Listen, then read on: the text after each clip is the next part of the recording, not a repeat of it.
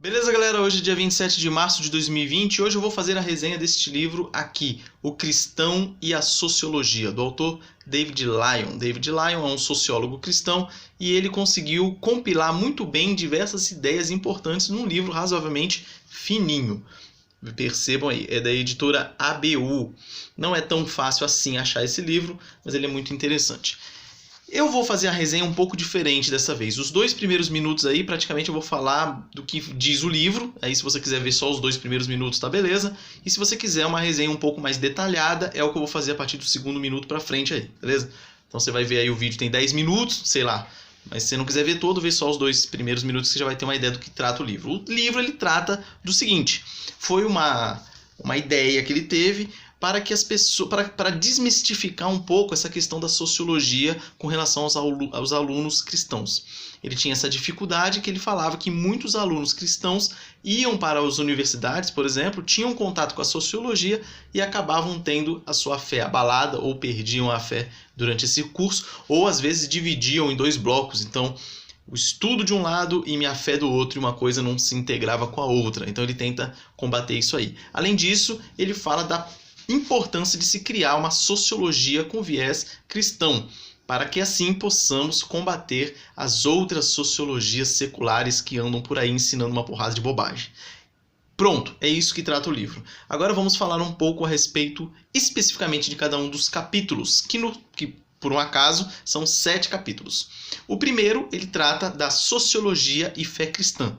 Ele vai abordar, nesse capítulo, a questão da influência da sociologia sobre o pensamento contemporâneo. Talvez o principal conflito entre o pensamento cristão e a sociologia atual seja a tendência desta de relativizar as coisas.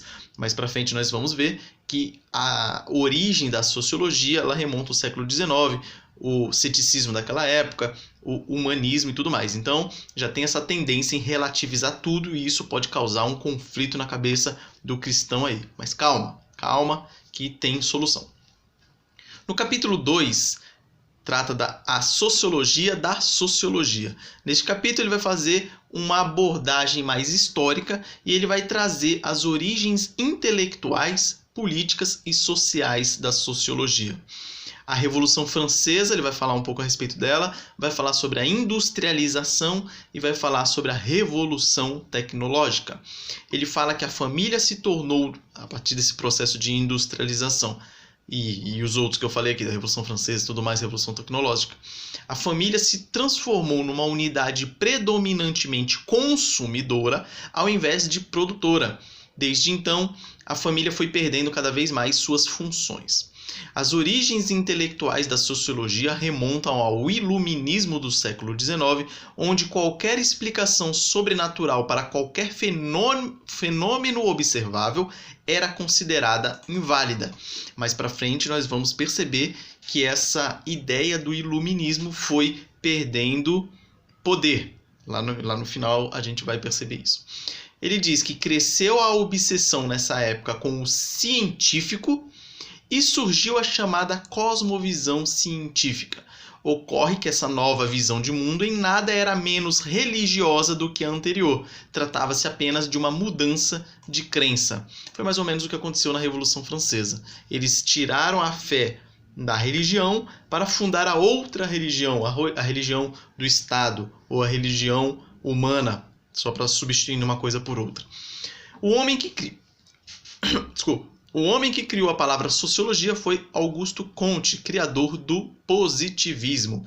E aqui ele mostra que o positivismo ainda influencia muito o nosso dia a dia. Inclusive a nossa bandeira do Brasil, escrita lá Ordem e Progresso, isso aí é um termo positivista. A antiga noção de, abram aspas, liberdade isenta de valores pré-concebidos, fecha aspas, que era a ideia que os filósofos, que os sociólogos queriam passar, como se eles não tivessem pressupostos nenhum, eles eram isentos de qualquer contaminação, por assim dizer. Essa ideia foi percebida como um mito, porque sim, eles tinham pressupostos. Embora tenhamos que discordar dos sociólogos no que diz respeito a pressupostos básicos, isso não quer dizer que toda teoria sociológica seja necessariamente inválida. Então, que ele fala que a gente pode utilizar coisas boas que tenham na sociologia a nosso favor. No capítulo 3, quem é que disse isso? É o capítulo. Aqui o autor diz que a sociologia tende a desequilibrar as pessoas porque esquadrinha coisas que nós tomamos por certas, questionando-as profundamente. Aquela questão, vai surgir dúvidas, eles vão cutucar na ferida. Ele traz o conceito de sociologia do conhecimento e ideologia. A maioria das vezes, em contexto sociológico, a noção de ideologia implica uma distorção. Isso acontece principalmente em se tratando de tradição marxista. Ele vai falar um pouco a respeito aqui de Karl Marx e das ideologias aí. Toda a sociologia depende de suposições que não podem ser provadas. Aí que está o erro dos sociólogos seculares que diziam que isso era um requisito apenas da religião. A religião está errada porque não se pode provar, mas pressupostos que eles utilizam também não. Nós, cristãos, podemos examinar a validade da Bíblia. Ela apresenta um quadro coerente com a realidade histórica. Seus ensinamentos são coerentes com aquilo que pode ser visto à nossa volta. Isso tudo faz dos cristãos realistas e não pessimistas. No capítulo 4 ele vai falar sobre o homens sociológicos. Neste capítulo ele expõe que o centro do interesse sociológico é o ser humano em seus relacionamentos sociais. Estas são geralmente as implicações de uma perspectiva sociológica que enxerga o ser humano como um ser maleável. E aqui vai ter uma complicação, vocês vão ver. A noção de responsabilidade individual nessa questão do ser maleável, que é modificado por outras coisas externas e não é nada sempre, nunca é culpa dele, é abandonada em favor da responsabilidade social. O resultado é que todos os valores vão se tornando histórica e socialmente relativos. Não se pode negar que às vezes a forma de pensamento cultural contemporâneo influencia o rumo do pensamento cristão.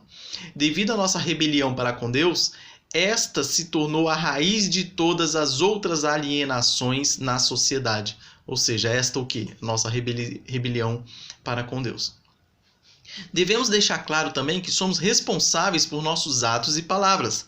A liberdade cristã é uma qualidade dinâmica interna que torna a pessoa livre para fazer o bem e para agradar a Deus, e não livre para fazer o que ela bem entende.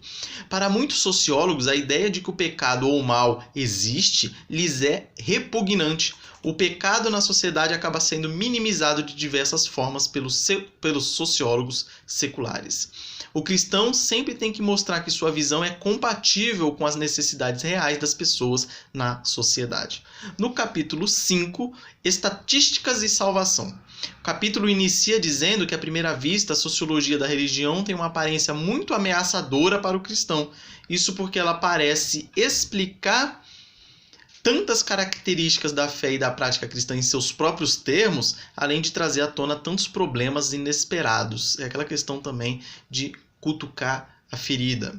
O sociólogo cristão deve dizer que existe uma religião verdadeira, sim, manifesta em sociedade e que há sempre presente alguma forma de religião.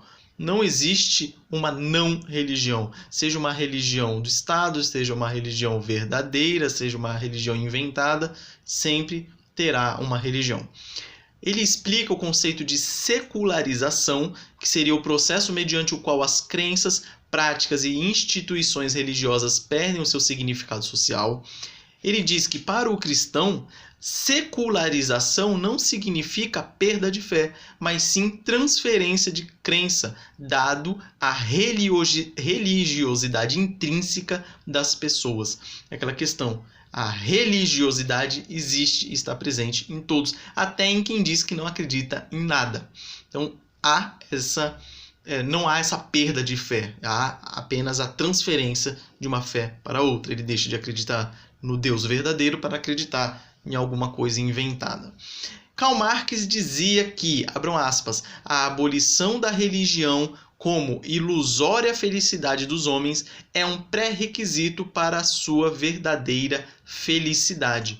Por isso que aqui eu defendo a tese de que não existe marxista cristão. Quer dizer, cristão verdadeiro, né? Porque a base da filosofia marxista, ela é anticristo, ela é anticristã. Então, essa é a minha visão, não foi o que o autor colocou aí, muito embora ele deu a entender isso também, mas isso é minha opinião pessoal.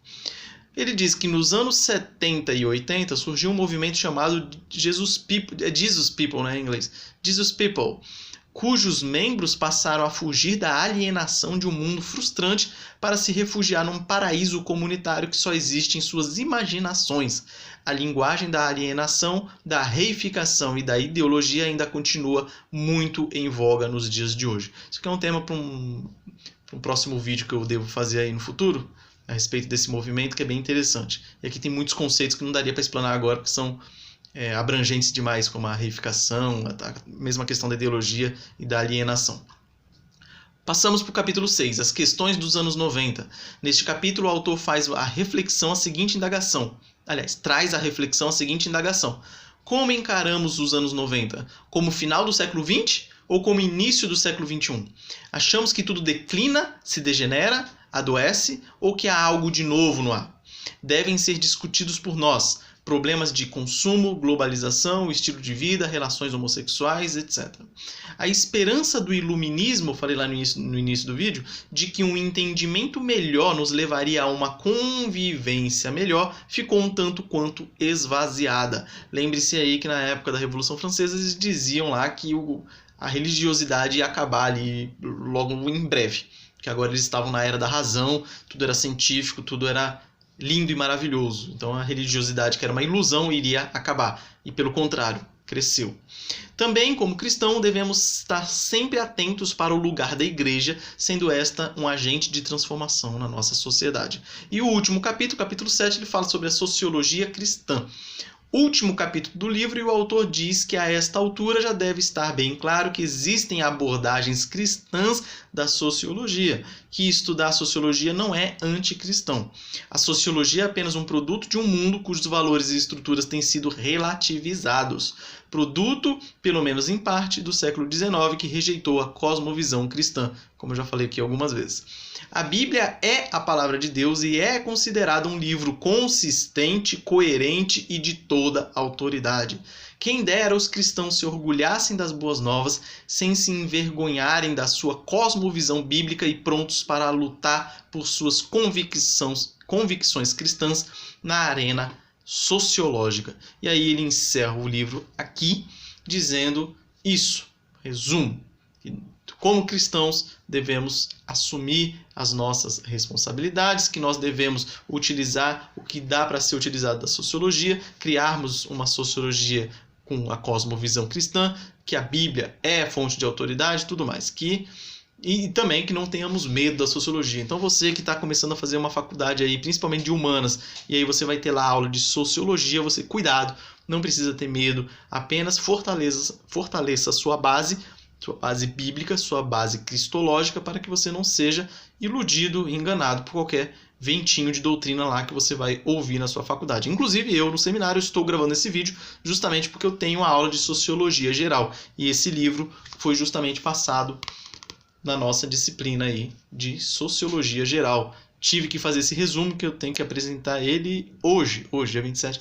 Vou entregar para o professor via e-mail, porque estamos em quarentena e as aulas estão sendo transmitidas via internet. Beleza? Então, qualquer dúvida, mandem aí nos comentários. Eu queria que o vídeo não tivesse ficado tão longo, mas acabou ficando. Tentei falar rápido para não ocupar seu tempo, mas não deu. Coloca aí para assistir no 1,5. Se bem que agora você já está no final do vídeo, né? Então não vai adiantar muita coisa.